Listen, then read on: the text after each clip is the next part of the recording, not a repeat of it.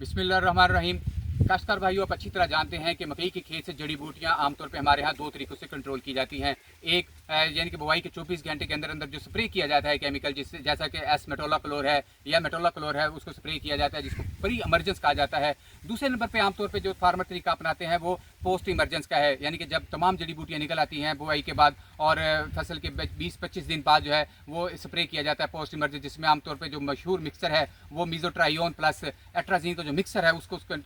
जो है वो किया जाता है। लेकिन एक तीसरा तरीका भी मौजूद है जिसको अर्ली पोस्ट इमरजेंस कहा जाता है, यानी कि ना वो प्री इमरजेंस होता है लेकिन ना वो ज़्यादा पोस्ट इमरजेंस है, वो अर्ली पोस्ट इमरजेंस इस तरह है कि उसको फसल के उगने के से लेके 3 पत्ते पौधों के ऊपर, फसल के पौधों के ऊपर 3 पत्ते आने तक उसको स्प्रे किया जाता है, जिसको अर्ली पोस्ट इमरजेंस कहते हैं। इस वक्त मैं एक ऐसे ही खेत में मौजूद हूँ जहाँ पे मेरे इस हाथ पे जो खेत नज़र आ रहा है, फसल नज़र आ रही है आपको, इसमें हमने जो है पोस्ट इमरजेंस यानी कि मीज़ोट्राइयोन प्लस एट्राजीन का जो मिक्सचर है वो किया था।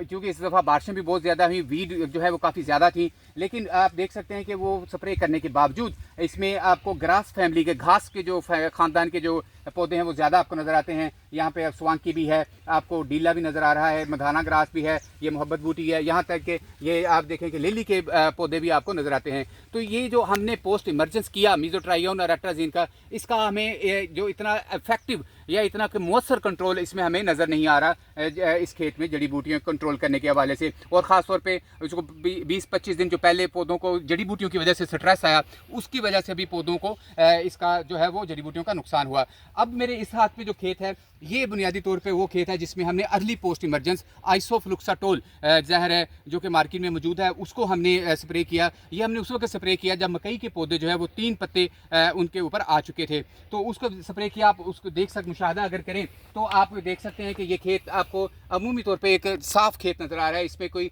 इक्का दुक्का पौधे जो हैं वो इसके डीले के आपको नज़र आ जाते हैं, अदरवाइज़ ये एक बिल्कुल साफ़ खेत है और इसका इंतहाई मौसर कंट्रोल है। इसके बाद हमने अर्ली पोस्ट इमरजेंस के बाद इसमें हमने कोई मजीद जहर जो है वो स्प्रे नहीं किया, बाकी तमाम प्रैक्टिस नॉर्मल हैं। उसका फ़ायदा जो हमें नज़र आया कि वो शुरू से ही जब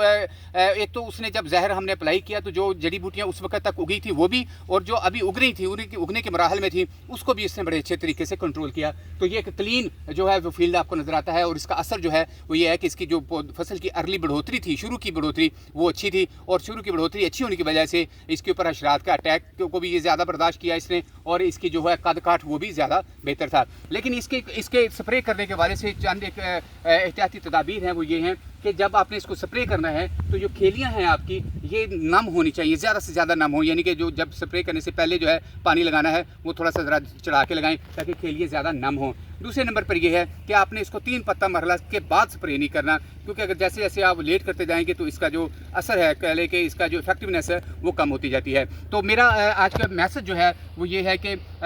आपने मकई के खेत को जड़ी बूटियों से जितना जल्दी हो सकता है उसको पाक करना ज़रूरी है। तो इसके लिए ये एक बड़ी अच्छी ऑप्शन है, आइसोफ्लुक्साटोल मार्केट में मौजूद है। इसको आप जो है लेबल की हिदायत के मुताबिक इस्तेमाल करें। वीडियो देखने का शुक्रिया।